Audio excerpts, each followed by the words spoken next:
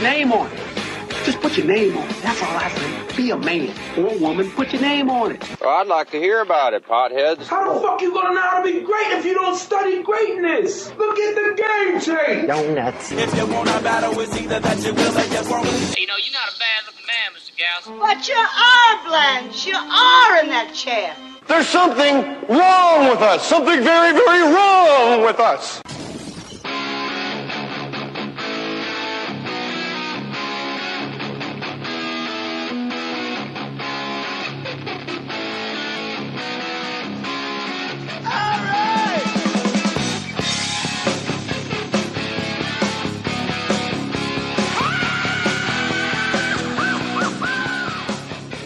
Welcome back, everybody. Bill Burr, second appearance.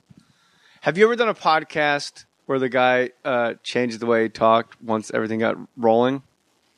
Like how radio guys will do that? Oh, I know what you mean. Like they're going into I'm on radio now voice? No, actually, I haven't. Hey, Bill, we're going to do traffic. Ginger Chan, when she's done with traffic, I'll bring you in. I know you're at the Worcester Theater, so I'll bring you in. Welcome back, everybody. Bill Burr. Thursday fart time. I think a lot of those guys are gone.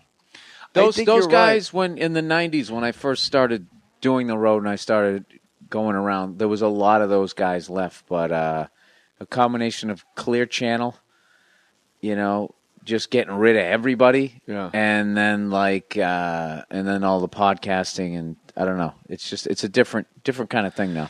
Yeah, it seems like it's like three giant arms. It's clear. I work for Clear Channel, and then there's like Cumulus, ESPN, obviously, and there's a couple like personality-driven shows. But you and I, the shows we go on in the cities, like Lewis and Flurwax in Denver, Kevin and Bean in LA. Like that's who they are. No, you can almost name all the shows that are left. Paul and Young Ron in West Palm. The regular guys. I like WEEI in Boston. The regular guys in Atlanta. Regular guys. Rise now guys somebody's going to get mad because we don't bring them up now. Well, it's because we don't like you and you stink. No, that's not true. No, that's why I'm not saying them up. I know exactly who you're talking about. I hate those I hate those guys. O and A are always great, obviously. I heard you on Ron Bennington. Randy Bauman. Where's that? Pittsburgh station. Pittsburgh Steelers station. That's a good improv, Pittsburgh. Pittsburgh's a good town. Underrated city. I like it. Or maybe it's not underrated. When you got six Well, you know what's finally making a comeback is Cleveland. I've been playing Cleveland since 2004, and I always looked at all those beautiful buildings, and it was just like, you know, Hilarities was like the only game in town. Like, you'd walk there, and it was like this oasis. You felt like you were on, like, the Titanic, because it had, like, you know, all these bars and, like, cocktail waitresses and all this type of stuff, and then this great club. And at the end of the night, they'd be, all right, take it easy, and the cop would literally escort you over to your hotel. And I was just there like a week ago, and now it's you can just people are buying old buildings, it seems, and they're finally building it up. Yeah, Detroit's like that too. I don't know if Detroit's ever going to come back. Yeah, I was going to say I don't know what the situation with Detroit is, but I don't think the average American realizes much. First of all, myself included, but like Cleveland, Detroit, like all these towns like along the Great Lakes and along the St. Lawrence River that comes in from the Atlantic Ocean. Right. That was the entire heart of the like steel, like anything. Like I learned this past week, Buffalo was the first electric city. They had electricity. Like used to be called the City of Lights. Can you believe that? Like what happened? So I guess there was this dam. I just learned this stuff. Tom Lewis, the guy who films my tours of city, told me all this shit. And of course, I forgot it when I did the tour. But there was a Lake Erie Dam, so it created all these jobs. And then up St. Lawrence, they made another one, and that took all the jobs away. And then the rest of it's like the Rust Belt. But I don't know, dude. I'm one of those guys. I still love doing the road, and I like going to all those so-called rundown cities. I like them. I like those the people are the best there. crowds. Like Cleveland comes out to party. They're great. And I like the old shit. I like the old buildings. And I look at them and I go, I wish I had the money to buy that building and just shine it up. I'm telling you, good place to invest money, downtown Cleveland. I'm calling it. The Flats? What about the Flats? Let's call the date right. I don't know about the Flats. Too many young kids down the Flats, right? Yeah, no money in booze. No. But I'm talking about you want to be, you want a nice quiet place after a hard day of podcasting, Jay. Yeah. You want a place where you can lay your head on the pillow. Oh, Christ, honey, I worked an hour today. Yeah. I'm exhausted. My triceps are killing me. You don't need to listen to the sound of puke hitting the fucking brick pavement. The original brick pavement that that's the Tom key Sawyer phrase. put in or whatever. City of Blinding Lights was actually the U2 song was written about Buffalo, I think. City of Lights was Buffalo for real? I didn't know. I used to play this. What the hell was it called? This supper club out there, and it used to be an old like bootleg place. And downstairs they had the tunnels. The guy's gonna kill me. I don't remember the name of it. The Stardome. And what city? That's Stardome's in Alabama. That's right? in Alabama. What city are you talking about, honey? In Buffalo. Okay. And downstairs they had the bricked up tunnels where they used to run through the tunnels when the cops came. I don't know how small people were back then. Oh, I was just picturing Al Capone, little midget, him waddling through there because it was really, it couldn't have been more than like 3.5 feet high. Everything is smaller. And it's weird because now, like, if you go back home to where you grew up, your street looks so small, your backyard, you're like, how the fuck did I play back here? It's like 5 by 9. And Well, then, you but when also- you were a you kid, were it was your small. whole world. Well, I know Yeah. we were small, but also then everyone actually was smaller. True, there is So if that. they But came to our that thing child- when people go, dude, when I was a kid, you had snow up to your waist. It's like, yeah, you were like a year and a half old, dude. You could somebody, Bro, we made tunnels. yeah, exactly. And it's just you also weighed 40 pounds. two like 2 scoops of snow would cover you. Have you ever noticed if you look at older people's, like, do you have older brothers and sisters, if you look at, like, their yearbooks, everyone looks old. And if you look at yearbooks now, you're looking at, like, children. Yeah. It's like our parents' yearbooks. I'm looking at like a graduating class. Everybody's 40. Like Yeah, no one. they looked like that nobody, too. Nobody No, looks like- everybody looked like they were 26 Yeah, you when they know. were in high school. There was Yeah. just something about it. It was just, I don't know, harder living back then, but they just looked like. And when I was like 18, I looked at a guy who was 26, and I'm like, that guy is a man. That guy knows everything. And now me, I just turned 45. I don't know shit. I really don't. I'm an idiot. I really am. It always bothers me in the newspaper, like when an 18-year-old gets popped and they go, well, the 18-year-old man was apprehended. I'm like, don't call him a man. Yeah, he's not. He's an idiot. Yeah, Yeah, it's ridiculous. Certain things. Well, I mean, there's things that you know that you shouldn't do by that age, but like, there's just so many other factors. That, I don't know. The listener should know Bill did put his hand up like, don't get me started on this, JJ. Did I? You actually went, you know what? There's so many other things. No, you know Kids what? today. I got to throw this out. I told you the trash is right there. Hey, if you want to go to Amazon, go to jmoore.com first. Instead of having an Amazon, banner or Amazon on your toolbar, instead have jmoore.com on your toolbar. Click jmoore.com whenever you want to buy something from Amazon and just go there from there. And people like it, and I'll read it on the air. Mike McCauley says, SUP, started at S-U-P. SUP. That's cool. Progressive. Sup, I like JJ? when somebody tweets you something and they'll say like, I don't know, there's some brush fires in Santa Monica. What are your thoughts? Yeah, Like how to do hear you- your thoughts on it. Like, oh, like I'm having a press conference in your life. Like I gotta fucking come up to the podium. Hey, You know? Gandolfini, man. Crazy, right, Bill? Yeah. Hey, what are your thoughts? Were you a fan? Bill, I'm holding a press conference for me. Yeah. I do that all the time when people go, you need to be funnier on Twitter. And I was just like, dude, I'm not on the writing staff of your life. Get some funny friends. Do you tweet that? Yeah. That's good. No, they need to be beaten back. Oh, I just beat They someone really back today. do, because there's some, not all of them, but there's this arrogant cunt movement. Like they just, so many people who are trying to get people to come to shows. The ACM. They just sit there and they hand them with kid gloves. Every once in a while, you got to take that glove off, Jay. You got to slap. I blocked the a guy. I blocked a guy tonight. I never block them. I don't give them the satisfaction. Oh, you know, I never even thought about that. Because I know if I was them, right, that's what I would be You're doing. fucking Bill Burr blocked me, dick. I would have a contest with my friends. How many famous people, whoever gets to 10 first in a period of time, how many famous people you get to block them, and you just start fucking trashing them. I'm never blocking anybody again. Yeah. Damn you, Because then Bill they Burr. know you read it, and then they know it, and it bugged you. This guy's in movies. He held a gun to Walken's head, and he blocked me. Some guy just tweeted me tonight. Who am I? You blocked. He said, "Did you just retweet a compliment? You're a fucking." I saw dude." that, and that annoyed me. What, are you supposed to fucking retweet But the the only negative shit? reason, and then I get yelled at for retweeting the negative. Like, why do you retweet the haters, JJ? A lot of us on here like you. But the only reason I retweeted the compliment is because I trolled everybody by telling a guy, don't ever tweet my radio show. You're not welcome. Right. And then because he tweets other radio shows, he's a great tweet guy. Like he just tweets funny jokes during shows, and everybody just like brrr, like, what the fuck? Us, them? What is this, late night wars? Blah, blah, blah. And I go, classic heel turn. So you read the whole thing. Classic heel turn. I just took a steel chair. The guy's name is Blaze in Kansas City. Took a steel chair to his back. I walk out. Mohr Sports Wrestling Federation up and running for a few more hours. Another guy, and then the guy writes back, JJ, you're the best. I appreciate it. And I retweet that to let everyone know, like, it really was like just a goof. Here, me and the guy are talking. Still, like, obviously I didn't trash the guy because we're still tweeting back. And the guy, that's what goes, what's 30? J Mohr 37. Is that your ranking in podcasts? And I just wrote back, yes. And that's where I should have just stopped it. It was like a Norm Macdonald. Yes. Hey, try Man Great. Have you tried the Man Great? Veggies and fish? That's not a lot of options, you know? Yeah.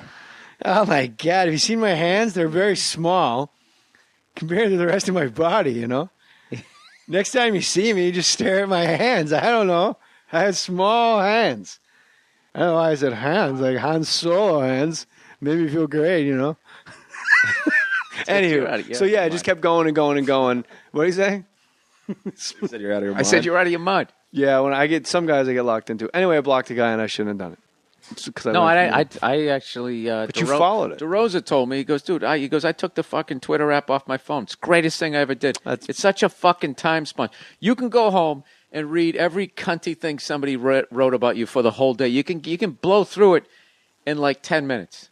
All the hate. If you feel like you missed out on anything. Why not do it when you're doing, 75 on the 101 North? Oh, there you go. That's always a good point. When you're blazing past Van Nuys Airport, there's no traffic there. Sup, JJ? I just bought all the parts to build my own gaming PC. That's a smart dude. Through your link to Amazon. Holy smokes. Check this out. With dual monitors, case, motherboard. Why are you laughing? Matty Boy's cracking up. I don't even know what any of that stuff I don't means. know what it is either, but Matty Boy's crazy my face that I made. Will you please explain? What's wrong? I just think that the purchase is funny. It's a very tech-savvy purchase. It's a lot of... It's Mike McCauley. And I tell you what, Sarah Brady, this lady, bought like $6,000 in TV, so it's like she's the standard. So I think people now are like, let me tell you what I bought. Like they're breaking it down. This guy, Mike McCauley... I just built my own gaming PC. Is anybody who'd like me to read this as? Harvey Keitel. JJ, I just bought all the parts to build my own gaming PC through your link at Amazon. jmohr.com. Then you click the banner that reads Amazon on it. Dual monitors. Case. Motherboard. Processor. Blu-ray burner. Dual graphic cards, power supply, solid state drive. I don't know who I just traded paint with. Can you do a little Harvey crying? Even some Arctic silver compound paste. The whole thing ran slightly under $2,200. That's so much goddamn money. It's my money. I hope that helps. I love the podcast. Mike McCauley. There's no goddamn jobs in this town, are there? That's a good man. Holy smokes. I don't know who I faded into in the middle of that Keitel. I think it was like Keitel, Walkenquin in the middle. It kind of blurred out. I didn't notice. I thought it was great. Thanks, buddy. Go to jmohr.com, hit the Amazon banner, buy stuff. Bill Burr, I heard on, I believe it was Ron Bennington's Unmasked, or maybe Come to Papa, one of the XM ones. And you were talking about doing noon shows at colleges, and I was like, oh my God, we got to bite into this. I think I did 4 total, and I realized I don't have any clean material. I can't go. I couldn't like even fake it for as long as they do it, but it was great. I did a bunch of them. Yeah. You couldn't say no. It was just like you were flying to the middle of nowhere, and it was all the money was all the travels out of your pocket.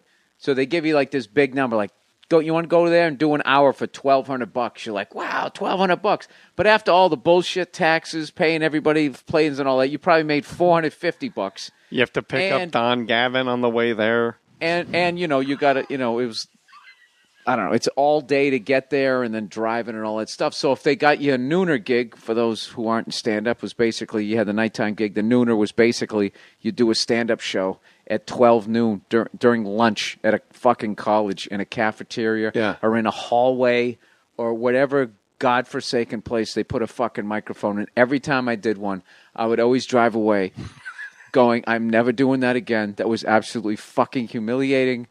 Have a little bit of standards. I would literally be yelling at myself for having such low self-esteem that I took it again. And then every fucking time, and I would call my agent. I go, don't even fucking offer me another one. And he knew I needed the money. I'm sleeping on a futon well into my 30s.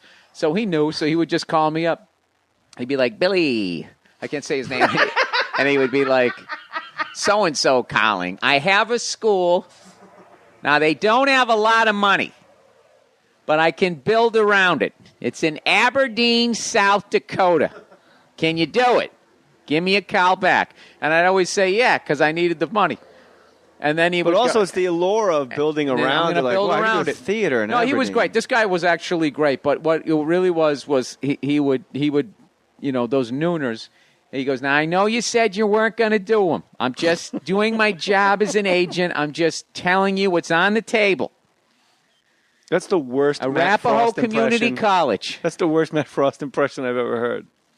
No, Matt never really booked me. That was the joke. Oh, okay. I was going to say. It wasn't even close. Frosty just talks to Gigi. Really? Gigi. Oh.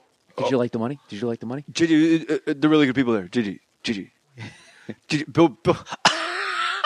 Bill Burr, he's fucking hilarious. He's fucking great, Gigi. I got like 9 impressions of people. If they would just get famous, I could retire. Oh, I know all the ones you know. Not Marty Greenfield from Delhi, New York. It's all is well in Delhi. You know Marty books Delhi, New York? No. I was 19 years old. I had to take a bus up there. Frosty was the first gig Frosty booked when he branched off from Barry Katz, when he took New York Entertainment and bought it. And then he booked me at Delhi, New York, 3-hour bus ride up into the woods of upstate New York.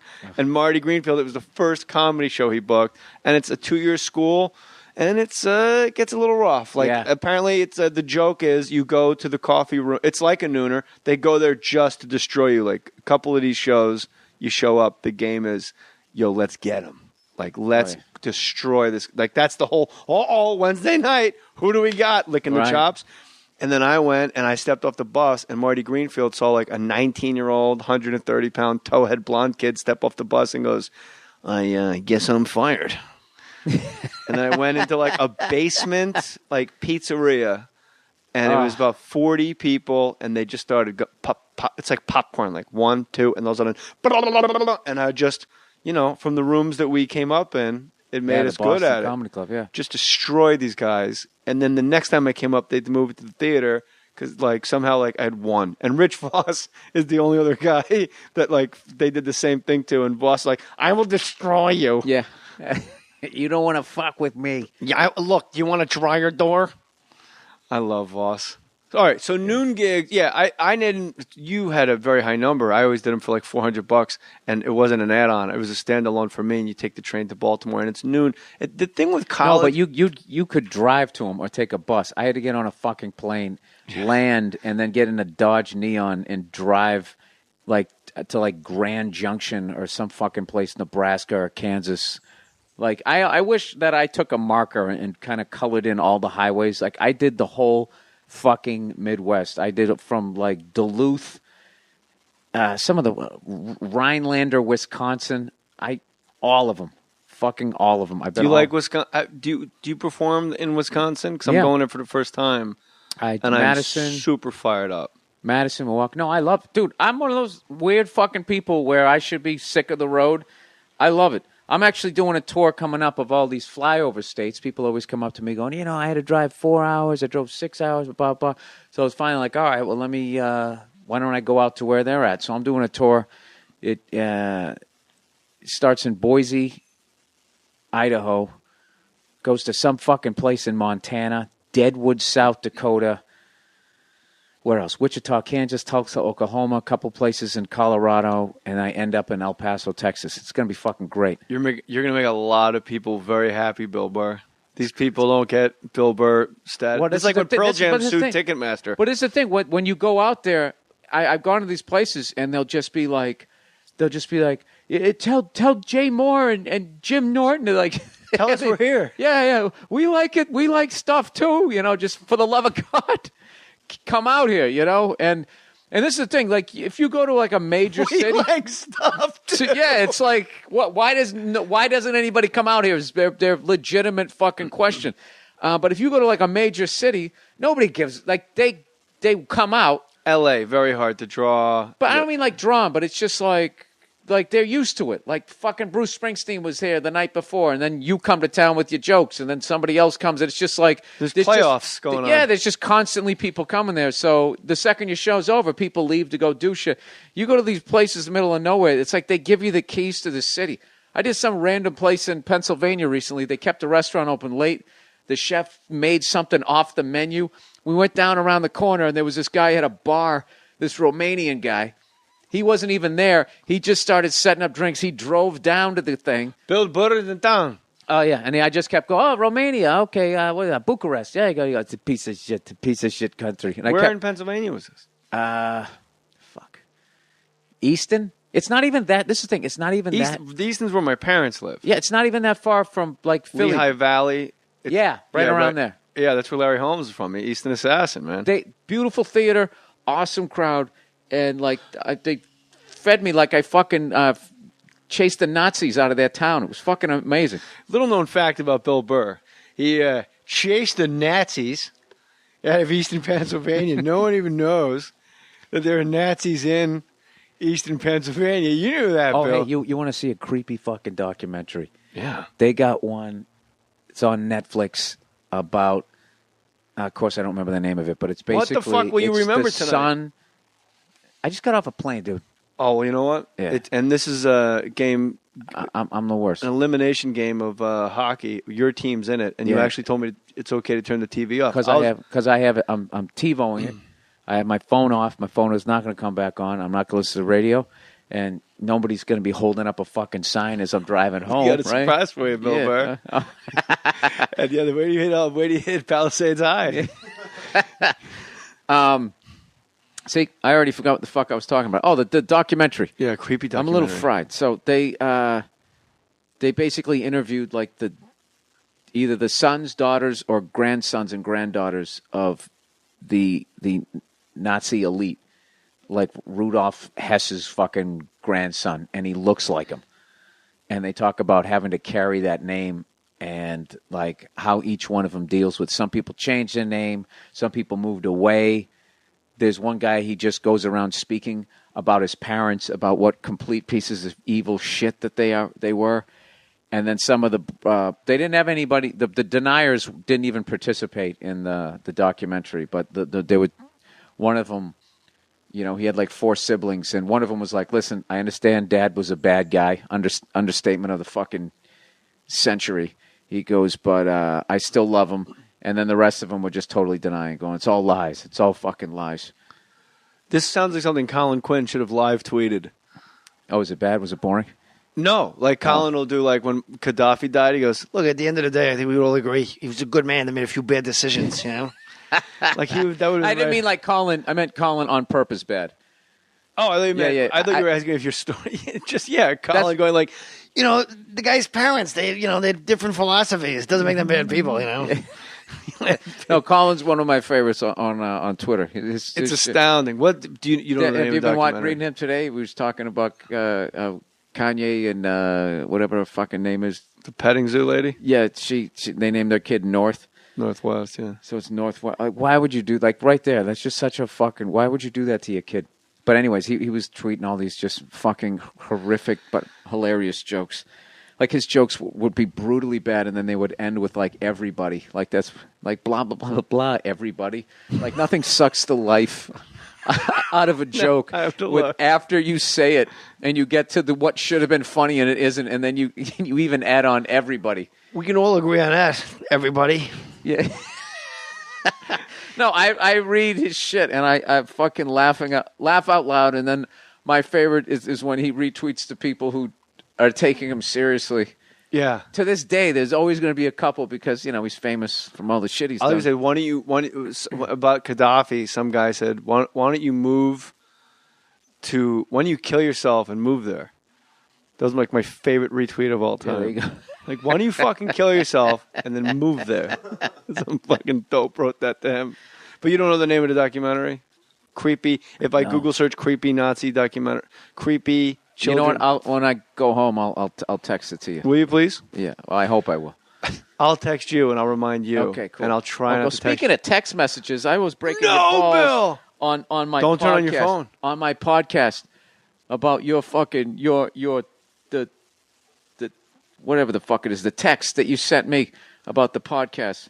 Were you like? Hold on. I'm getting anxiety about your phone going on because I don't want you to get score alerts and freak out. Because I don't get score alerts. I wouldn't even know how to do that. All right, but somebody Is that text an you. app?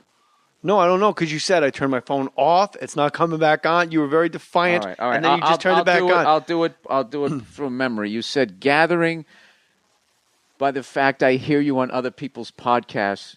No, considering I'm hearing you on other people's podcasts, I gather you're back in town. Yeah. Yeah. Why would you come at me like that? How did I come That at you? immediately put me on like the defensive. Like, well, I was talking to Bert about something, and then I'm like, I felt like I was in a relationship with you, and I came home late, and I was stammering. Where were you? Huh? Where were you? You're in Buffalo with Mr. Walk No, through you these came tiny at me doorways. like I owed you money or something. I didn't. That's the problem with a text. Is you can never do tone. Oh, you're gonna hide behind the tone thing? You know No, what? I'll look at it right now. You can't. Yeah. This is always great for the listener to have the host scrolling for a text that you. I'll do it probably right now. You're right here. deleted. I'm like, hey, by the way, okay. But to give the backstory, he asked me to do his podcast, and I said, I'm slammed this week. I'm going on the road. I'll do it when I get back off the road. I got it right here. Now, I go on the road every other fucking week, so. Can't make it today. How about tomorrow? I'm leaving for New York City Saturday morning, gone for 10 days. I can do your show when I get back after June 2nd. Is that cool? I wrote, of course. Right. June 14th, I heard you on Bert's podcast, and then I wrote, judging by hearing you on other podcasts, I gather you're back in town. Here's the thing. I did one other podcast. Yeah. Tuesday at 7. That was a little cunty. It was a little like, and then, well, then what? You responded. I pictured you like if you still had your mullet, like you sort of like tousled the back of it after you said it. Like you wrote back, I'm back in town, sweetie. Are we still taping at 7? Yeah, that's what I did. What I was thinking of writing you back was, don't fucking text me like I owe you money. You came at me like is that a cunty text? It's like I don't work for you. I guess if you feel like it's cunty, then obviously it's cunty. No. This is what I'm saying. You were coming at me like there was some sort of contractual obligation.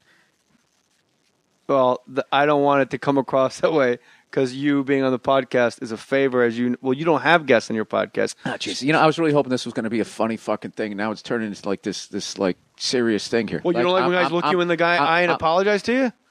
I was about to look you in the eye. I thought you were going to go, oh, fuck you, you redheaded cunt. We'd laugh about it, and then we'd move on.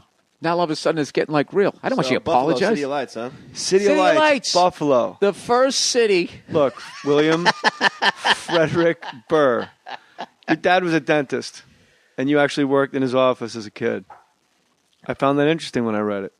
That's a weird job for a kid. Like, I can't imagine you ever thought, hey, one day this will all be mine. I'll have my hands in other people's mouths. No, actually, that's not the way it went down. I got fired from a job. No, I got let go. They fucking laid me off because I asked for more money. Your dad? No. This is how I ended up working in the dental office. I was working in a warehouse, and there was this fat fuck manager. And whenever he walked out in the warehouse, all these douchebags would start, acting like they were working. And I was just like, fuck this guy. Like, all of a sudden, I have to start fucking, mammy. I got to start tap dancing because this asshole comes out. Did you know Buffalo was called the City of Lights? So, I maybe I toned it down way too much. But then when it came time for a raise, I asked for a raise, and all he thought of me was, this is the asshole. He's the only guy I see. Because people would go into like a frenzy, wax on, wax off, like freaking the fuck out when this guy would come out. Because he was a dick. But he wasn't a tough guy, and he was soft, but he had this position. So he had that positional toughness, positional black belt, so to speak. How did he text? Texting did not exist back then. If he could have, would he have been cunty like me? Did he send cunty text? He would have, FYI, I'm coming out there in 3 minutes. He would do that. Like, ooh, everybody. That's perfect. That's exactly what the fuck he would have done. FYI. Yeah. 3 minutes. The big swinging dick's coming out. Yeah, he got off on it. Everybody's stuttering because they were fucking nervous. And What was the factory for? What did it make? No, it was a warehouse. It was, Jesus Christ, what was it? It was office supplies.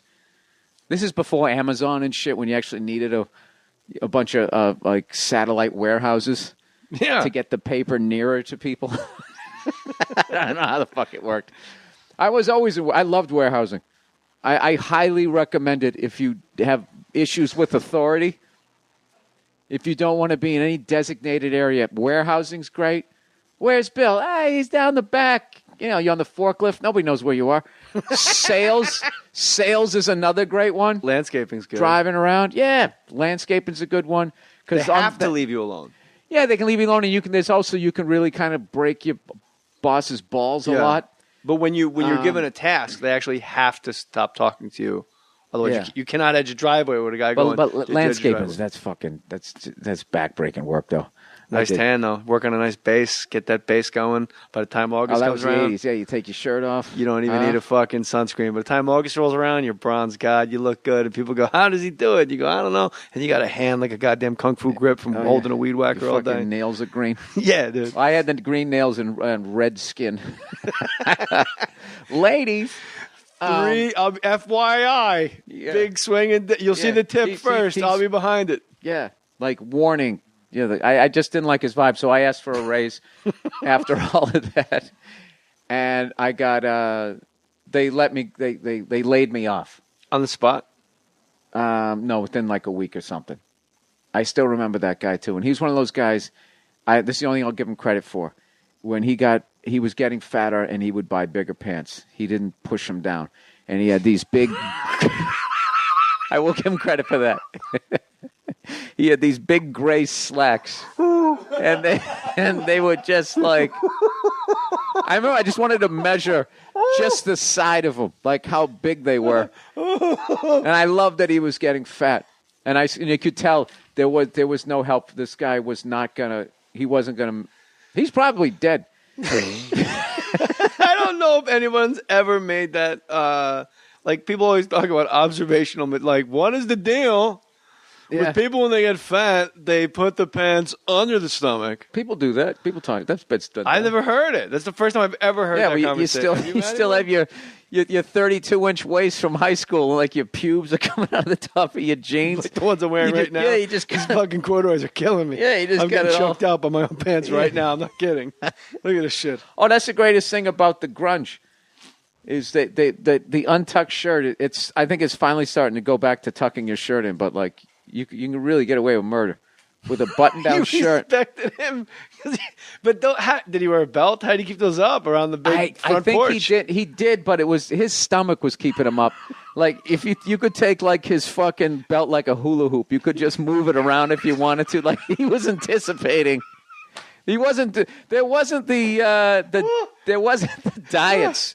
Yeah. The P90Xs, that just wasn't. It was like Jane Fonda workout. Cottage cheese and one of those shake machines where you used to stand on it and vibrate. It was just all go lift weights. Yeah. So you had then you had the guys who were getting fat and continued to lift weights.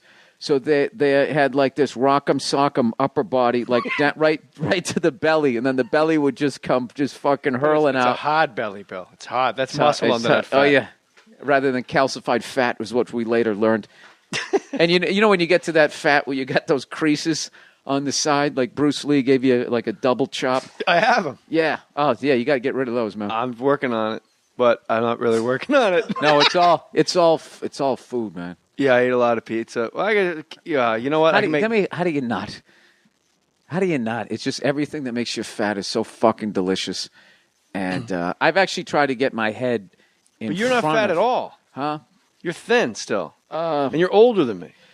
I got a zip up on there, buddy. Well, let's not kid each other, Bill. Grab a nice fucking handful there. All right, but still, I got a way bigger boiler than you. I got a front porch here.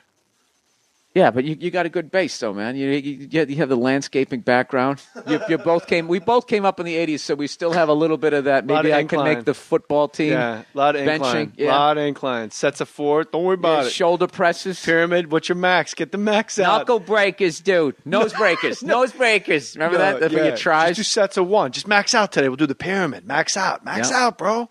10, 8, 6, 4. Don't do cool downs. Yeah. Negatives, bro. Let's do the negatives. Oh, you should have seen Bill doing the negatives. It's I great. used to hate whenever I went back to the gym because there was always like that big thing. At the very least, when you walked up to the bench, you had to have the big 45s on there. Yeah. But, if I had been there for a while, I'd have to put the 35s on, and that was just the fucking worst. That's my one thing in life is that if I walk by a bench, I swear to God, it's so funny you said that. Yeah. Like the one thing that keeps me from fucking panicking is I can sit down, I can bang out like 10, and it'll hurt, but I'm like, okay, good. I got away from that, dude. I got more into like grip strength shit, like climbing rope, pegboard. That's what you need more of. Yeah. I mean, but pegboard, that's like Vision Quest stuff, man. That's cool. Yeah. I you know what sucks? My garage ceiling isn't high enough to have one.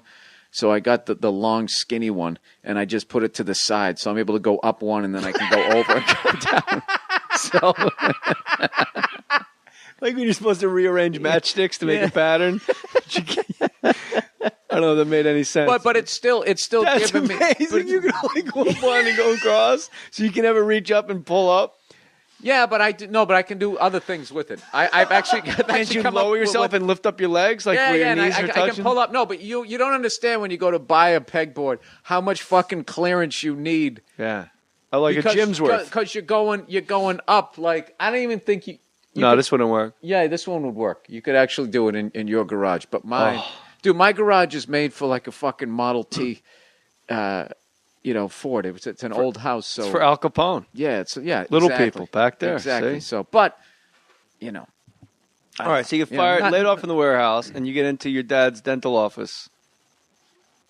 I just worked there part time because I was working my way through college, and he, I handed him the shit, and then he did it, and I got certified to take X-rays. I can still pour up models and stuff. I still remember how to do all that, but that's also why when I go to the airport, I always opt out on the screening. Like you're out of you're out of your fucking mind to go through one of those. Dude, when I used to take an X-ray of your tooth, just your incisor, all right? We'll say, what is that? What is that? 8, 9, 8, 7, number 6. I used to know those 6 and 11. Your this sounds Nazi-ish right now. You numbering my teeth seems a little Nazi-ish. Fucking take them as trophies. They're still in your mouth. If I was to X-ray your number 6 tooth, number 6, yeah. Yeah. It's a nice incisor. I put the film right behind it. I take Ferguson the camera. sounds. Dude, the camera was like probably maybe I don't know, like 3 inches circumference. The X-ray machine. I would put a lead vest on your organs, all your vitals over your fucking groin, and then I would leave the room just to take a picture of your fucking they still tooth. do that. Just to take a picture of your tooth. I know they do, but you go to the fucking airport, you stand there, spread eagle, you do the Jay-Z signal, right? And they fucking Hova. They light you up from the top. Other than your taint, everything gets blasted. On the way out and the way back, I do like 2 to 3 road trips a month. So that would be 6 times a month times 12 months. What's 12 times 6? What is 72? 72 fucking days out of the year. I'm going to stand there. And there's nothing that kills me about it. They fucking, if you're like 12 or under, they stick you through the old thing. Because evidently there's enough radiation, I guess, to fucking retard the puberty process. And by the way, so I'm supposed to fucking go through that? Hold on. I got to tell you. By the way, Bill Burr correctly using the word retard. Not using it as a slur, actually correctly using retard in the actual proper way. Kudos. Thank you. Please don't ask me to define it. I'm one of those people, I can hear people use a word and I get the idea how to use it. Yeah. I can't spell it or define it. When you go, you ask for stop and slow down. You retard someone's growth. You mentally retarded. You stop evolving mentally. Oh, okay. I don't know if evolving was right. We just keep doing a fuck up the sentence pyramid. We just got a city of shit around us. Look what we made. I just pictured us on the $20,000 pyramid, and everyone's just like, pass. Now, come back to that one. Playing Scrabble. All right, this thing. That pass. I don't remember the word. Come back to it. It's a place. You just keep saying I don't remember it, and I just keep saying it in the wrong way. You and I playing Scrabble, just staring at a blank board for 2 hours. All right, so you always go for the pat down. Yes. Unless I'm really hungover or I just don't have it in me because they make you wait. And the other thing, too, is like, okay, stand right here. And they have you standing right next to the machine. And I always say, well, the whole purpose is not to be near that thing. And then what I love is these fucking people who work there, and they go, well, actually, this one is totally safe. But, oh, really? Person who doesn't even know how that fucking thing works? Quit spewing out what they just told you. They said the first one was safe. Right. The first one was safe. And they zapped people for like a year and a half with that one. And then they went, oh, wait a minute. Evidently that isn't safe. And now they got one that's a little more safer. So they just... All I took away from that not all, but mostly what I took away from that story is they can't see my taint. If I need to smuggle anything, I put it on the taint. You said it gets everything but the taint. Oh, here's something that happened one time. I went through I had like sweatpants on, right? And... It's already great. So, the guy in fucking airport in sweatpants. There's a strip club in the airport? No. So I fucking go through, right? And you know, I say, yeah, I'm going to opt out. So the guy does the whole fucking thing, stand there and use the back of my hand. Do you have any sensitive areas? You know? And I'm like, you know, we all have sensitive areas now. So he does the whole fucking thing. And then when he goes to swab down my suitcase, he does something wrong in the machine. And he goes, shit. And he knew he fucked up. He goes, sorry, we got to do more of a pat down. He goes, we got to bring you to the private room. So they bring me in the private room, and this guy, like, went across my dick with the back of his hand over my sweatpants, like a windshield wiper. He went like, wha-bank, like 3 fucking times. And I almost started laughing. I'm like, what are you doing? We think you're smuggling a dick. Yeah, exactly. Yeah, I was just like, what are you doing? And I just laughed. I was in the room and I was just laughing as this guy was basically slapping my dick with the back of his hand with another dude was standing there watching it.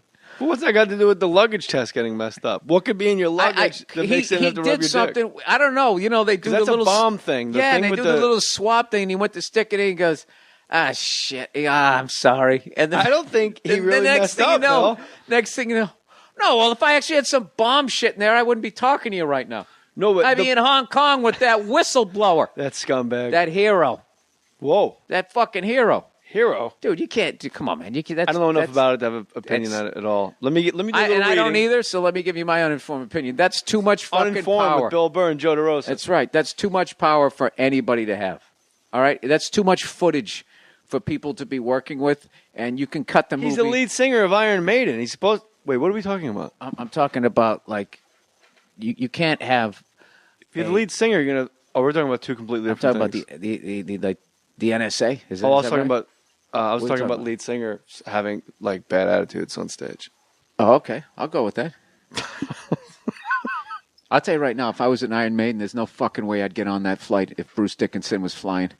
He's the lead singer, so... Yeah, he already got a regular I'm not a rock star anymore haircut, so he already looks weird. He's got like a weird Mohr haircut. He doesn't look like a pilot, and he doesn't look like a rock star anymore. Oh, what about Travolta? Would you fly with Travolta? Absolutely. I would want him up there. Why? Keep him up there so he doesn't fucking come out and try to fucking rub me down. I've already had enough traumatic shit with my sweatpants at the airport. John Travolta, TSA agent. Oh, I messed up your bag, Mr. Burr. I'm sorry. I just enjoy your sweatpants. I still have it. I don't understand Bill Burr of the Bill Burr Monday Morning Podcast. You can get it on iTunes. I didn't take today to honor my commitment with you. Because of my cunty text. I can totally see how the text reads cunty. Oh, yeah, and I'm also out of my mind. I just wanted to start some shit, and basically, so I made fun. But someone on Twitter said, ask him about his weird text. So he obviously talked about it someplace. No, I made fun of it on my podcast so people would listen to this one. Because I go, that's going to be the first topic we talk about, which, of course, it wasn't. And then when I try to say, you know what? I jammed you up. What did you say? Then you legitimately apologized, and then I got all shy. Yeah, you're not used to that. You're used to the, well, what the fuck am I supposed to? Yeah, I think when you're married with kids, the fight's gone. You just go, you know what? Because I started to defend it. Is that what's on your arm right there? Okay, I will. Is that like to your wife? It's a long story. Yes, it does read, okay, I will. Take out the trash. Okay, I will. What'd you say? Jay, don't bring your muddy shoes. Well, I'm fucking... Okay, I will. Okay. Did you take the lint out of the dryer screen? Okay, I will. Can you? Can you take it? I don't want to. All right. Okay, I will. Who, me? No, JJ behind you. Could he do it? I don't know. My mother sounds like the lady from Public Greenwich Village. I don't know what we're talking. Oh, it's been so long since I've seen the movie. So yeah, when you, when you were married with, I don't know, I think I've gotten in so many arguments, and I've been wrong so many times, and I've been to therapy enough, and actually, this is not to get like fucking hippy dippy, actually, like very few grown-ups try to work on themselves, but I realized apparently I am the problem. Oh yeah, Jay. I'm the problem. Jay, that's like known. And you go, awesome. You go, in my mind, I started to defend it, and you said it was cunty, and then I go, well, if he felt it was cunty, that's his feelings. You can't argue with how fucking Bill feels. And so then I just went, yeah. And it ended it. You just fucking, and it was a legal hit, too. It was like throwing a ball. I can't even get mad. I was just like, that was a good hit. You know, got to go back to the huddle. It's like throwing a ball against a mushy wall. It just doesn't even bounce back. You're like, what the fuck was that? The guy just laid down for it. You know what's the worst, though, is when somebody apologizes and you're not ready to accept their apology, and then they're like, what the fuck? I said I'm sorry. And they just, well, I said I'm sorry. Aren't you going to let it go? It's like, no, I still want to be I have that. Like, I know I want to be mad at you for a while. I understand that completely because I need you to understand why what you said was fucked up, and you haven't let me get that out. So your apology can't possibly be sincere because I got 4 reasons why what you said to me was so out of line. I got halfway through the first reason, and you just jumped the fucking barrier and went, hey, man, I'm really sorry, bro. I don't. And you're right. Sorry. Whoa. Hey, you want to go get an ice cream? No, and you're like, wait a minute, I'm let me still get to pissed the here. second reason. There's 4 reasons, and it's like you jumped the line on me. I completely understand that. I hate when people do that, too. You know what drives me even more crazy There should be a word for that. The preemptive apology. This is a Seinfeld episode right now. It is. Or maybe or Larry David. Give me the bullshit apology. Jump the line. Yeah. Here's a bullshit. He preempted it. He preempted my. Yeah, very nice. I hate when you make a bet. This makes me bananas. When you make a bet with somebody and they win, and when you go to pay them, they go, nah, it's all right, man. You're like, what? That means if I won, you weren't going to pay me. Like, if we bet $20 on, like, a Blackhawks Bruins game, and I win, and I go to give you $20, you go, nah, I don't want your money. Like, well, what the fuck did we bet for? It was kind of a big deal at the time to me. I bet because I wanted your $20. You just throw it at him and you walk away.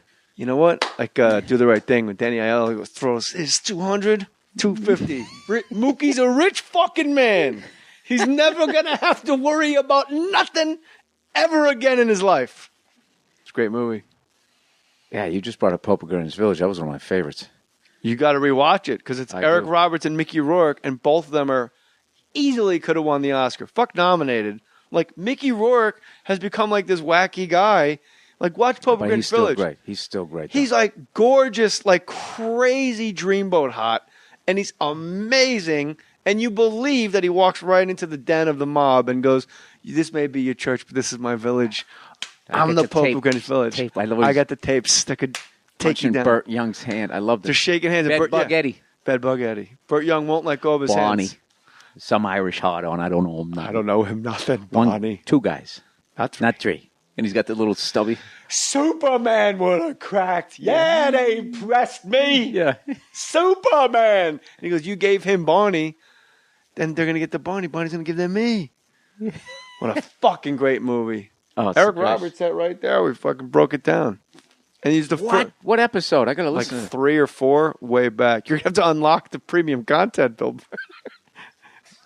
Even if I wanted to, I could. I can't figure anything out. I can't either. I don't. You know what's weird is with technology, I've become illiterate. Like I'm becoming like this frontiersman. But you do the podcast by yourself, Matt. If Matty Boy wasn't alive, I wouldn't have a podcast because I wouldn't know what to do. Yeah, but people constantly complain about the levels and the production value of it, and I just do, of yours or mine. I do mine. I just do the preemptive apologies. Mine have they've not. You're absolutely right. It's terrible quality. I'm sure there's a lot of other podcasts out there that. I like your podcast. I had one complaint once. I was on a movie set and I was just listening to like 40 years in a row, and there were like 3 podcasts during football season. I know. You're watching Monday Night Football during it, like, come on, catch the fucking ball. All right. So anyway. You know. And what I didn't realize was it was also like by the time you listen to it, It's like a month after. yeah, or years later, you're listening to it. So I'm fucking bitching about Brian Sipe. Michael Jackson, wide receiver, and Brian Sipe. One of my favorite teams, the Cardiac Kings. That's arguably one of the best uniforms in football. It's just not associated. When they have the brown jerseys with the white numbers and just that orange helmet, forget it. The Cleveland, and you talk about Cleveland. Can we please get a winning sports franchise in the city of Cleveland? They're just such good fans and good people. They are great fans, but then they have a Boston, like the old school Boston thing, where it wasn't they didn't have the decency to just suck. They had to get almost there and then just have all the fucking wheels come off. Yeah, they lost in amazing ways. Yeah. Eric Roberts in Pope Greenwich Village, what I love about it, because you see it now, and you can keep an eye on this moving forward in movies, is it's the first guy that I saw in a movie that there was no reason, Mickey Rourke and Eric Roberts. In real life, if you had a friend like Eric Roberts, the movie opens with Mickey Rourke getting ready for work. He's made a D. Oh, yeah. To Summerwind. And he looks sharp. He's got cufflinks, my man. He looks great. Summerwind, he's got the cool Mickey Rourke hair. Yeah. Fucking 10 minutes into the evening, Eric Roberts gets fired, and Mickey Rourke doesn't gets put fired. all the entrees on the. Yeah, he's not writing down the orders, and he's taking direct money from the customers. But Mickey Rourke has vouched for him like 40 times, and he goes, if he ever does it again, you're out too, because it's a mob restaurant. So Mickey Rourke gets fired too. That's like 10 minutes into the movie. Now, in real life, you go, fuck this guy. I got to eat. Now I got to go look for a goddamn job. So when you watch the movie in real life, there's always the thing for me, because I always read for the dick. The character is post Bob Sugar, like, oh, you know what would be great to be a real asshole is how do I make this guy likable? Because you can't. Because in real life, you would never hang out with that guy. Eric Roberts was the first guy in movies I ever saw. There was no reason Mickey Rourke should hang out with that person. Right. But the way Eric Roberts plays him, there's something about him Mickey Rourke almost has to mother and nurture and bring out. Why you care, Charlie? You ain't got no job to wear it to. What did you say? Say what you just said to me. Say it again. You ain't got no job to wear it to. That's right. I don't. Because you stole. Yeah. Hey, Chaluch! Let's watch the sun come up. Oh, yeah, he's got the champagne bottle. Yeah, and then he takes, and then Eric Roberts takes fucking 2 bottles of like Cavassier out of his pocket. Like he stole on the way out. He stole in, then he stole on the way out. Yeah. And the movie's all about a heist. It's incredible. Oh, that's right. Daryl Hannah's, we can't give away too much for people who haven't seen it, but she's always saying, why are you hanging? Yeah, but And even the cops, they go, are they related? When I was born, Gone with the Wind was old. That's true. But it was different. You remember back in the day, what's fascinating about back in the day, if a movie was in a movie theater and you missed it, you fucking missed it. You missed it. It was over. Like Star Wars. I missed it. You did? I didn't even hear about it. How? Because our UHF antenna was busted on our house. And that affected the posters around town? It just, dude, it wasn't what it was. I mean, you just were fucking in your bubble. So I had all the old people channels. I had NBC, ABC, and CBS, and that was it. So it was like nightly news. There was soap operas. We used to watch like game shows during the day, and then the soap operas came on, so we'd say, fuck it, we go outside, play baseball. Back when kids actually played baseball. Go swimming or whatever. Ride your bike. Back when kids weren't fat, right? And they keep changing their pants. Yeah, so they fucking hula hoop belt. Yeah, exactly. Oh my god, it was great. So, but how does the UHF... school ends in June. Right. The fucking movie comes out in July. Right. No, first of all, nobody knew that thing was going to do what it did. It absolutely fucking exploded. And in June, I was caught up with everybody. I came back in September, and everybody's talking R2-D2, Chewbacca. I saw it 6 times. I saw it 7 times. I had no idea what anybody was talking about. It'd be like, those Spike Lee movies where you're standing there, the character standing there in the background kind of moves. Yeah. Yeah, it was basically that shot. Me standing on the playground as everyone was talking Star Wars, and I had no fucking idea what anybody was talking about. And then, like an idiot, I admitted that I hadn't seen it. Whoa! You didn't see it? Now, you're a nerd at the loser. time. I was branded a loser. That's what kills me.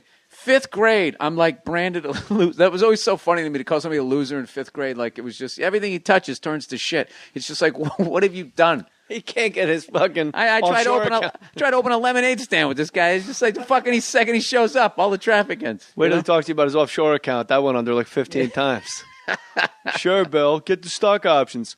Yeah, I saw it when it came out, and I saw it hard. We were broke, and I remember the big.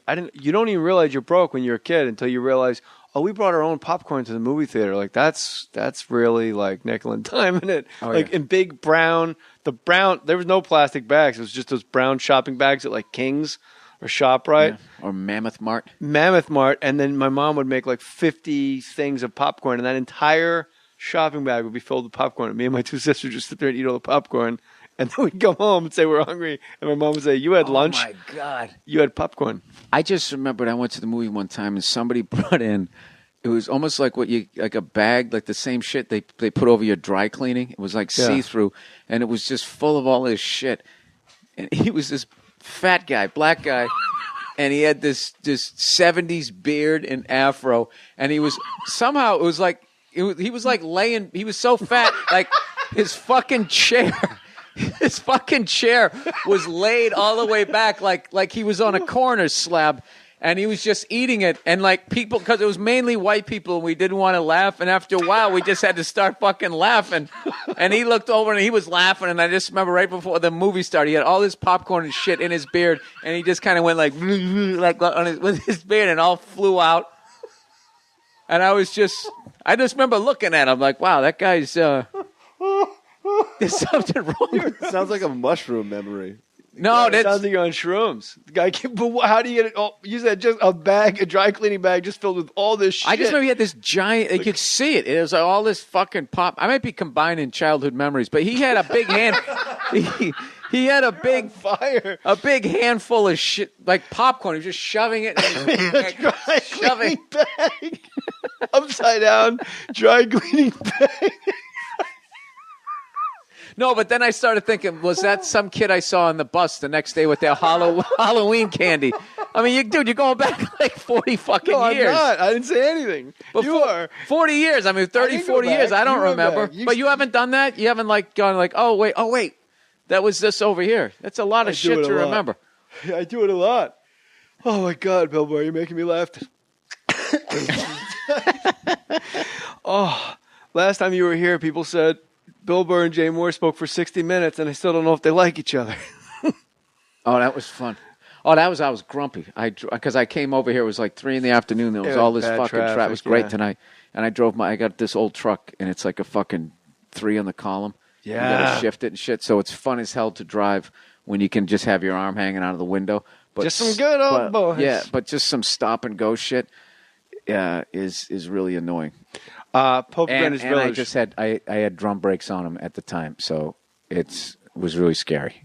Where are you going to be in July? First week of July. July. I'm actually off until like the 12th. I'm doing the New England run. I'm doing the Cape Cod Melody Tent. I'm doing the Newport Yachting Center, which always sounds fancy, but it's a tent in a parking lot. Yachting Center? It's Yachting Center. Okay. I've never seen any yachts. It's a fucking parking lot. They put up folding chairs. They closed Periwinkles? I love Periwinkles. It's too. an air-conditioned tent. It's a great gig. And then I'm also doing the...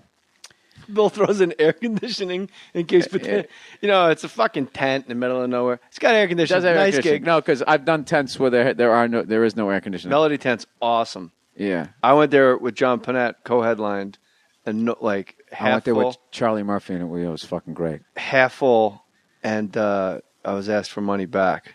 And then I said, I'm not giving money back. That's absurd. Oh, you got to make it right. Well, there's two guys here not pulling the weight. Do you know what I mean? Just wanted you just to give it back. Well, I don't know. I'd like show me what he gave back, and I'll match it, I guess. Like, what's right is right. But you never gave me more money when I sold out.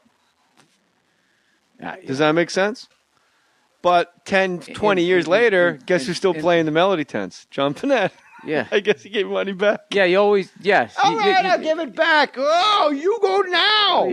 You give me my money back and scare my wife. Fucking love Panette. No, you got to, oh, yeah. He's the first guy I ever saw get a standing ovation. He did a guest spot at Nick's, and he went on stage, and it was a third full, and everyone was all spread out. This is like maybe like 93, 94. and the 80s boom was over, and they were giving shows away, and it was just some fucking Tuesday night. He came in and just leveled like I've never seen. I remember he did like 12, 15 minutes, and he just goes, sit down. When he hit the stage, though, I know exactly what you're talking about, and there's some guys, the moment they step on stage, it's an energy, it's a vibration. I don't know if people believe in that shit, but you and I have seen it with our own eyes. When John Panette walks on stage, you start just giggling. And Don Gavin, the moment Don Gavin walks on stage, I opened for Don Gavin in like St. John and St. Croix, like this crazy, like half the people didn't even speak English. He just started fiddling with his belt. And he literally walked on stage in a ballroom of like a Hilton in St. John. And he goes up there, and I'm up there like working. Like you can see all the work. I'm chewing scenery. I'm acting shit out. I'm going back and forth, fucking the stool, humping it. And Don Gavin just goes up. Like he has something in his teeth, and he just starts fiddling with his belt. He goes, "Thank you for asking." And one sentence, they're going crazy. Yeah. They have no idea who he is. It's just comedy night, and he's one of those guys too. And I Brian remember that Regan, he used to talk about what he was wearing. Like I got these at CR's instead of saying Sears. I got Sears. You know. No, there's some guys like John Panette. When John Panette's on stage, the crowd, it sounds like a jet's landing the entire time. He's on stage. It's like if you're like in the bowels of whatever theater, like what's going on up there? It's just is everybody okay? Yeah. Just fucking. Just is it raining? Screaming. Yeah. Yeah. It's like the Nuremberg trials reversed or some shit. I noticed your number 6 incisor at this trial is very shiny and white. I'll remove it and give you a nice X-ray. Bill Burr, Monday Morning Podcast, every Monday morning, sometimes Tuesdays or Wednesdays, because you're a damn traveling man. You're a cardiac kid yourself. I had a big weekend. I'm not going through the damn machine anymore. I had a big weekend. I went to the premiere of a movie where if you blink, you're going to miss me. It's called The Heat with Sandra. Back to back. Sandra Last time you were Bullock, here, Melissa McCarthy, yeah. You did the regular guys? What's it called? Stand-up guys. Stand-up guys with Walken and Pacino, yes, sir. which I really liked. Uh-huh. I see all my movie watching in hotels. I don't want to share it with anybody. I sit there. I understand. I can pause it. I can take a shit. I can come back to it. Nobody breathing on you? Yeah. Nobody eating Nobody taking their fucking Nobody shoes reclined off. and rubbing popcorn out of their 70s Blackbeard. Oh, yeah. And I liked it a lot. Arkin was great. And that guy's probably dead, too. I'm like, Arkin? Oh, the black guy in the movie theater? Most people... You can't... That's the one thing I've learned, tragically, with a few friends and just in general, just looking at people like being out of shape over 40 is just like it stops being you're not jolly anymore. It's like you're a fucking ticking time bomb. So when people say to me they're going to quit smoking, I always go, why? And they go, well, for my health. And I always go, I see a lot of old people smoking. I don't see a lot of old fat people. You don't. You also don't see a lot of old tall people. It's always a little old lady and a little old man because that's how your heart, for some fucking reason, like 7-footers die early. Bill Russell is unbelievable that guy's still going. Yeah, because the amount of work. That's the guy from the movie theaters, Bill Russell. The amount of work your heart has to do. I read. I overheard. I overheard. Hold on. Somebody. Time out. I read once. Well, I overheard. Yeah. I didn't want that to go by. That was amazing. No, I'm trying to be more honest. I don't want to be one of those guys who fucking tries to act like he reads.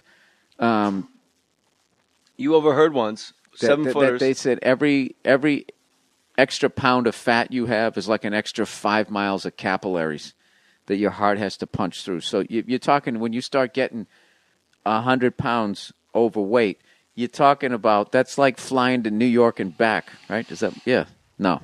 Is that right? I can't do math. You said 12 times 6. And what did I just say? I said it's an extra 5 miles of capillaries. So 100 pounds would be 500 miles. 500 miles. So no, it's more like flying to San Francisco.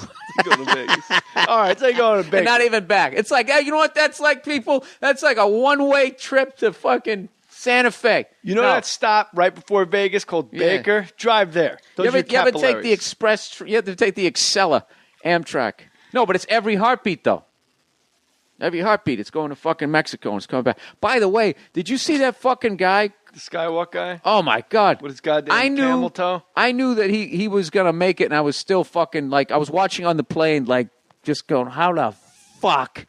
That was one of the most amazing things I've ever seen in my life. I'm surprised the winds didn't take him out. 30-mile-an-hour winds, if they change. And he had to keep sitting down because when he was walking, if you get like a rhythm in the wire, if you're taking steps, I guess in the same, you're walking at a certain pace, the fucking thing starts bouncing up and down. Yeah. So he's got that thing bouncing up and down. He's got the wind blowing those things that are trying to hold the fucking thing steady. And then he's got the he was talking about optical illusions, 30-mile-an-hour fucking winds. Wait, so you don't want the rhythm? It's not rhythm. No, you don't. Sounds like a good thing. What you want it to do. To a drummer here. You want it to be not moving. You want the fucking thing to be like you're walking down a very skinny sidewalk. Yeah, I loved it. But I got to tell you, Man on Wire. Did you ever see that documentary? Oh, yeah, it's fucking unreal. It made me cry. It's unreal. It's just so absurdly simple that this guy just wanted to take a tightrope walk between the two trade towers. My favorite part is when he's like all concerned, and he gets like a third of the way out, and then he just looks up and smiles like, I got this. It's like, dude, fuck all these guys who alley-oop dunk and thunk their fucking chest, acting like, this guy's at his best when the game's on the line. This guy's on a fucking clothesline. For free. Just to do it. That was the part that made me like actually well up with tears, is in the French guy, they're interviewing him afterwards, and he goes, that when they just said why, and he goes, just because we can, because man can, just to be out there, just to do it. Like, and they asked him over and over, like, were you proving something? And he goes, and it was like this most beautiful no. Yeah, and they didn't. And the simplicity of it was like, no, I had nothing to prove. Yeah, what are you trying to get out of this? He's like, nothing. No, I just wanted to do it. Yeah, and it was great. Beautiful. Bill Burr, Monday morning podcast. It'll be up every Wednesday from here on out. I understand you're making a big announcement today. What's that? That you were going to do it on Wednesdays now. You came here to make your big announcement. No, you know what? Boston Swing Wednesday morning quarterback with Bill Burr. That got a little, some of the contractual obligations. It's still going to be Monday. Oh, okay. As far as I can. All right, good. Well, thank you for setting the record straight and coming out here. I'm glad there was no traffic. But go see the Heat, everybody. Yeah, I love those guys. And Sandra Bullock, super cool. Worked with her on Action, and really cool, right? Oh, yeah. And I want to ask you to tell stories from the set. But I have not met Melissa McCarthy. But dude, she's a fucking riot. What they wrote for her seems so like, why don't you go get your top hat? The promos they wrote for her, making fun of. But she riffs she riffs so much stuff. Like she's a fucking I don't know if she was like a stand-up comic, she would be just absolutely. You'd be at the back of the wall of the club watching her. You did a great job in stand-up, guys. Oh, thank you. I know you and I'm friends with you, so I don't ever think of you as like menace. But when you came in, even I know you. I know you, Bill Burr. One Twitter guy that said, make sure you do it as Tracy. Yeah, Bill Burr is my biological father. I'm enjoying my sobriety. When you came in the room, like I really had like this weird sense of menace. And it wasn't until after you had left the scene, I went, fucking Bill Burr, way to go, dude. Because when you came in, I knew, because they didn't explain it in the story when you first came in, but I knew why you were there. Right. And that's kudos to you, my friend. I did my job. FYI, bad news coming in right behind this energy. I had a number of panic attacks before going down Bill. There. The first time. It's going to be fine. I was also in the 40s. Look how small I am.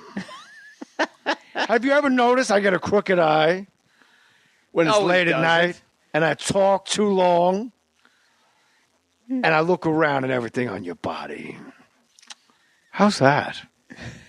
Come on, man. He's the best. Are you kidding me? The best. He was such a fucking sweethart of a guy. Yeah, he's a dear man. He really is. I gave him my DVD, and I just wrote on it. This is a spoiler alert for the movie. So just turn down your volume for the next 5 seconds if you want to watch the movie. I just wrote, Al, it was a pleasure. It was an honor to be shot by you. Because in the end, Yeah, the big thing. It's fucking you guys going to save the chick. Yeah. So, like 2-3 months later, I actually get an email through his assistant saying that he watched it and he enjoyed it. Went out of his fucking way to let me know that he watched it. I was unreal. Make sure he knows. Yeah, Al's a sweetheart. And he's a weird... really nice guy. When you talk to Al, I wish we hit this sooner. When you talk to Al and you talk to him for any little extended period of time, there is such a guy from the neighborhood that wishes he could just go back to being that guy from the neighborhood. Like if he was just cutting meat on the Lower East Side, he would be just as happy as he is today. Probably happier. He just seemed like. You know, I was in a comedy team with my guys. brothers. Did he ever tell you that story? No. He used to do comedy with his brothers. They did like vaudeville shows when they were like kids, like 8 years old. They used to write sketches and perform them, and they used to film like home movies. And I thought he was totally pulling my leg. And I asked him, well, like, what was one? And he goes, you know, when you go to the carnival, I'm not doing this to get the fucking impression in. I'll do it without Right. No, do the impression. You know, you go to the carnival, there's a shooting gallery, and you shoot the man at the piano. There's a few bottles. They're all set up. One's in the back, a little smaller, worth more points that way. And there's always a bear. It's unbelievable. There's always a bear. And if you shoot the bear, he puts his arms up in the air and he goes back down. So my brothers and I wrote the sketch where the bear comes and he eats you alive. Now, nobody wants to shoot at the bear, you know. And that was the whole thing. We just had a great, and you're like, and we're rolling, and you're like, there's no fucking way suddenly a movie takes a back seat. Like Pacino, I still don't know the end of the story, but that's what he actually said to me. The bear stands up, and it just comes over the counter. But you try to run away with the guns, but they're attached. You can't go anywhere. So now you got to keep shooting just to keep the bear from coming over the counter, Bill. Because it's going to eat everybody.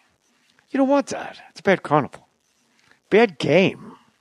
That's unreal. All right, you guys ready? We're rolling, and you're like, fuck, are we rolling? The guy's talking.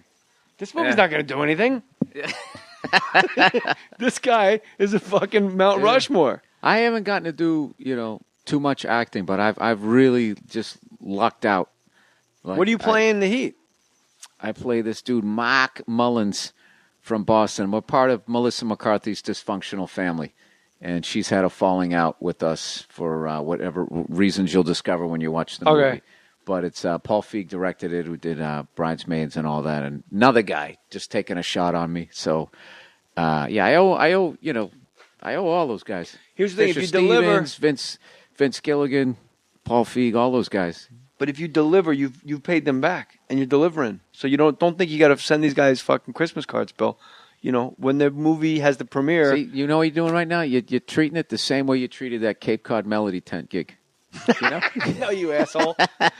I'm not. I'm saying when you do a good job, they bring them up now. Well, it's because we don't like you and you stink. No, that's not true. No, that's why I'm not saying them up. I know exactly who you're talking about.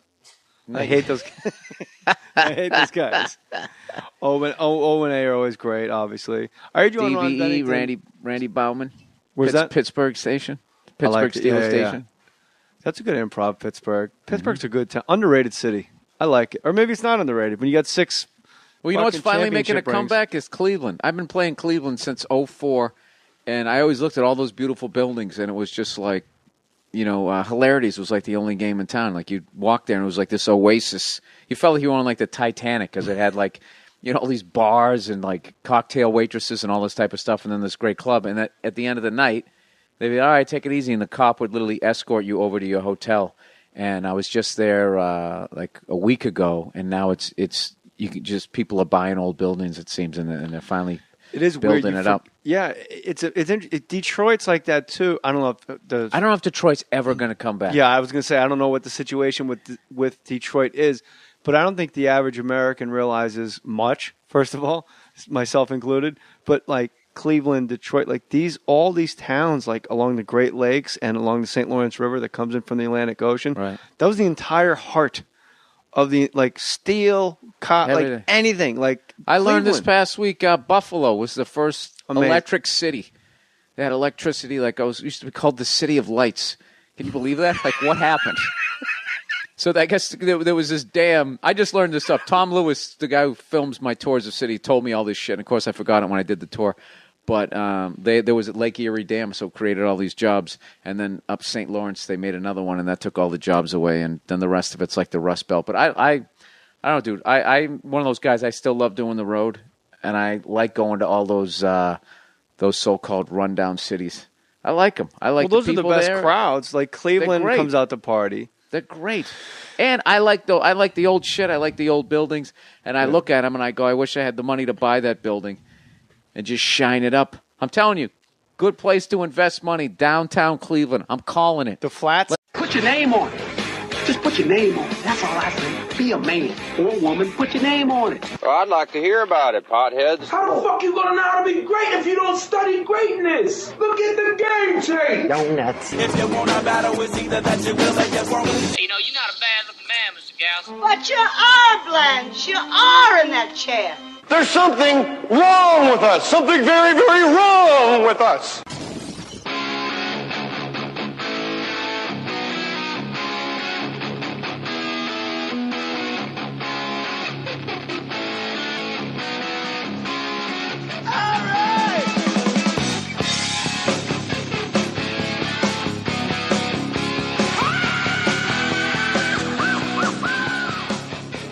Welcome back, everybody. Bill Burr, second appearance.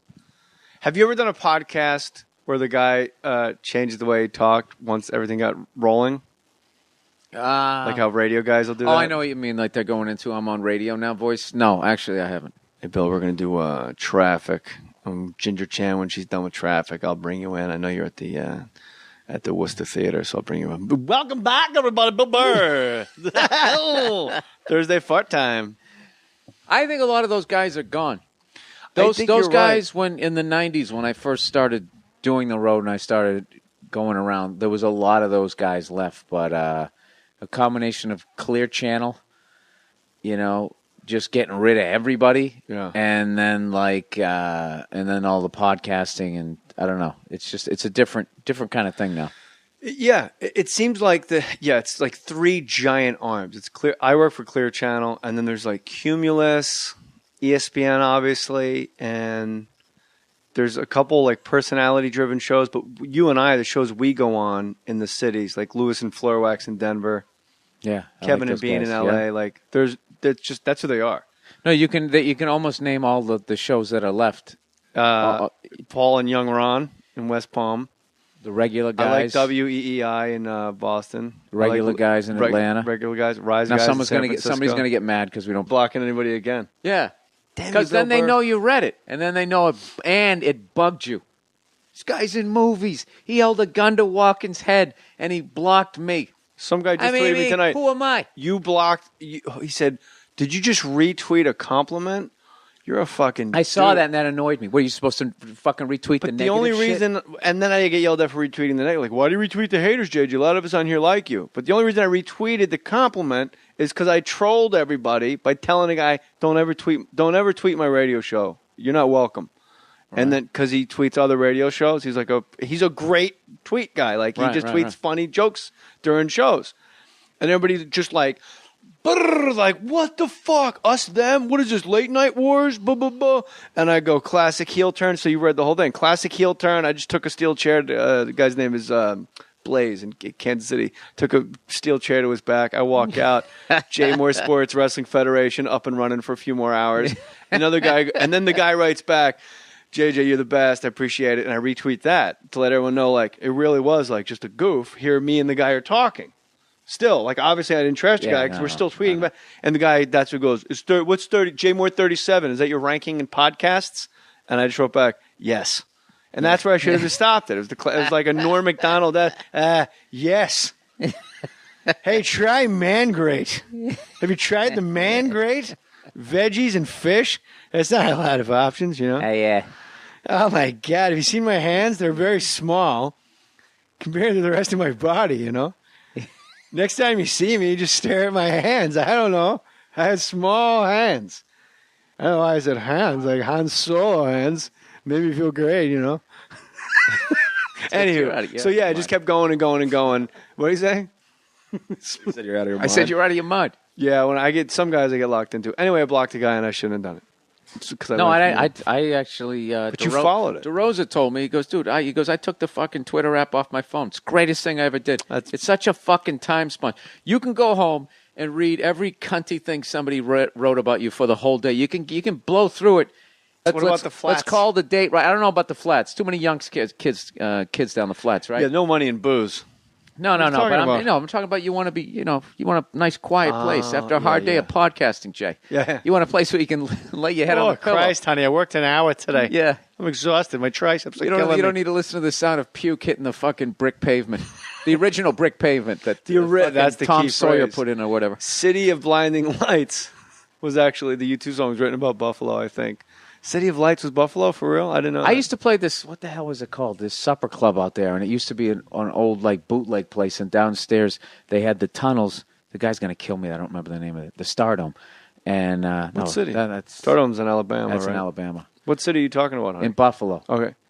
And downstairs they had the bricked up tunnels where they used to run through the tunnels when the cops came. I don't know how small people were back then. I was just picturing Al Capone, little midget, him waddling through there because it was really, it couldn't have been more than like 3.5 feet high.